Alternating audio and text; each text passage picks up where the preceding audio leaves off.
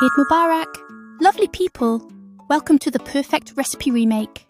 I'm EK, and these are my two fabulous sidekicks, Romeo and Juliet. Chand Raat is here, and we're officially in Eid mode. Juliet's already dreaming of henna painting, Romeo just wants snacks. And me, I'm the driver, the planner, and the designated snack keeper. As always, Chand Raat Mehendi. It never gets old. These little patterns always make me feel like a kid again. Juliet's pretending she doesn't care, but I know she's loving it. Romeo takes his Eid outfit very seriously. He's tried on 5 toppies already, and I think he's looking for one that says, stylish, but still snack ready. Wait! Oh no! I forgot the Sheer Khurma. I was supposed to make it for tomorrow morning. Every Eid, Nani's kitchen had that same warm smell, and just like that, it all came back to me. Start by peeling the soaked almonds and pistachios. They slip right out of their skins. Then, slice the almonds, pistachios, and cashews into thin slivers. This part takes a little time, but it adds beauty and flavour to every bite.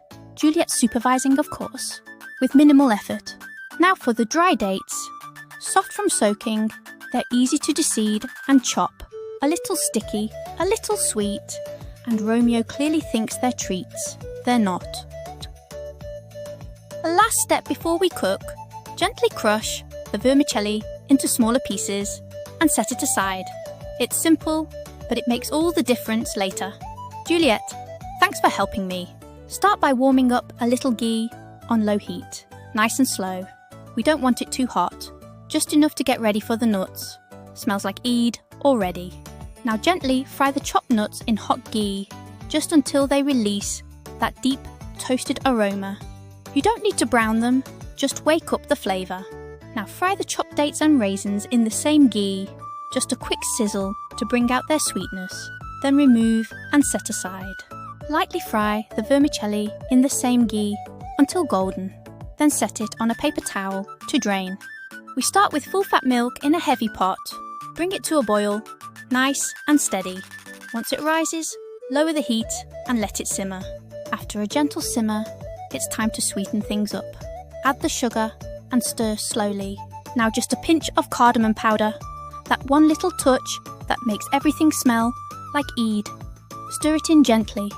Once everything's nicely roasted, add the vermicelli into the simmering milk, along with the dry dates, raisins, and all those beautiful nuts. Don't forget a few saffron strands, and save some roasted nuts for garnish at the end.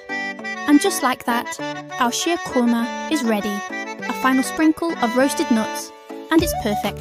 Romeo and Juliet clearly approve, and I hope you will too.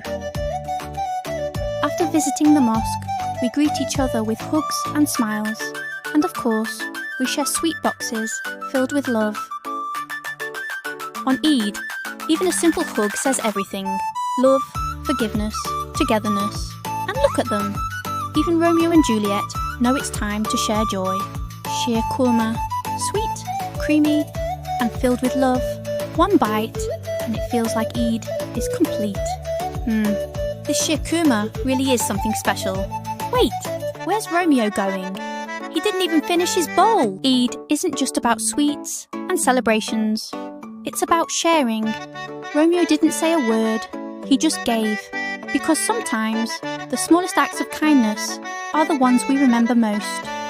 Thanks for being part of the Purrfect recipe remake. Don't forget to like, share, and subscribe. Romeo, Juliet and I will see you next time. Bye!